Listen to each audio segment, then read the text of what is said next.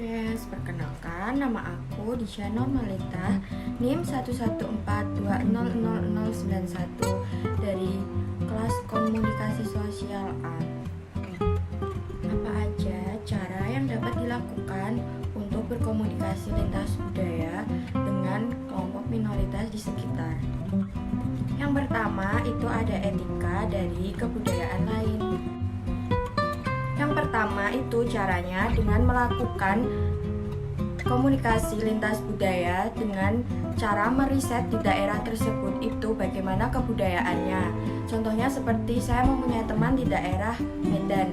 Nah itu kita harus tahu dulu bagaimana budaya yang ada di daerah tersebut, etika yang ada di daerah tersebut. Mengapa kita harus menjaga etika? Karena menjaga etika itu sangat penting. Yang pertama, bisa dengan mudah kita berbicara bersama teman tanpa menyinggung perasaan orang tersebut. Poin yang kedua, kita hindari berbicara slang words. Slang words atau bahasa gaul ini terdengar terbiasa saat kita berkomunikasi atau mengobrol dengan teman yang ada di lingkup kampus. Tetapi untuk menggunakan bahasa yang baik pada saat kita membahas tentang komunikasi lintas budaya, sebaiknya menghindari dulu penggunaan kata slang words tersebut. Mengapa sih kita harus menghindari slang words atau bahasa gaul dalam melakukan berkomunikasi lintas budaya terhadap daerah lain?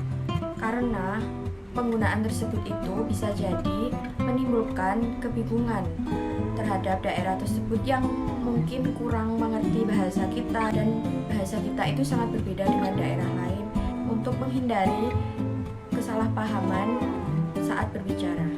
Poin yang ketiga yaitu dengan cara penerapan active listening, di mana active listening ini sangat dibutuhkan agar dalam berkomunikasi lintas budaya ini saling menghormati.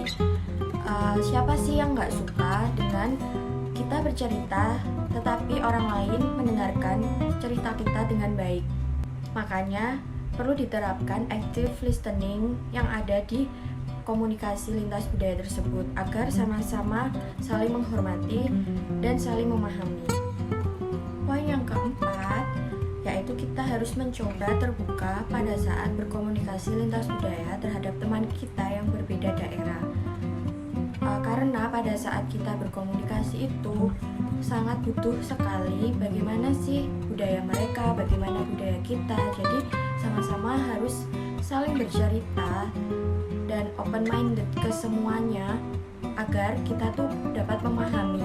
Poin terakhir atau poin yang kelima itu dengan cara kita berkomunikasi lintas budaya menggunakan bahasa yang mudah dimengerti agar penerima tersebut tuh dapat mudah memahami bahasa kita. Jadi semisal kita menjelaskan bagaimana sih budaya kita di sini, maka orang tersebut tuh lebih paham apa yang kita ceritakan. Selain itu juga dapat lebih efektif pada saat kita bercerita, sehingga kita tidak harus mengulang perkataan apa aja yang harus kita jelaskan saat menghadapi lawan bicara yang latar belakangnya itu berbeda.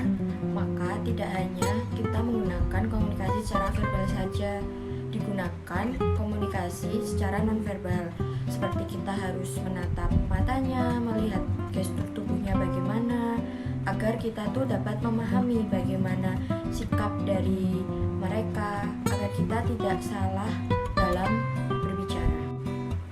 Bagaimana penjelasan yang telah saya jelaskan mengenai komunikasi lintas budaya dengan kelompok minoritas? Apakah kalian sudah jelas dengan penjelasan saya? Jika sudah, sekian dari penjelasan saya. Semoga bermanfaat bagi semuanya.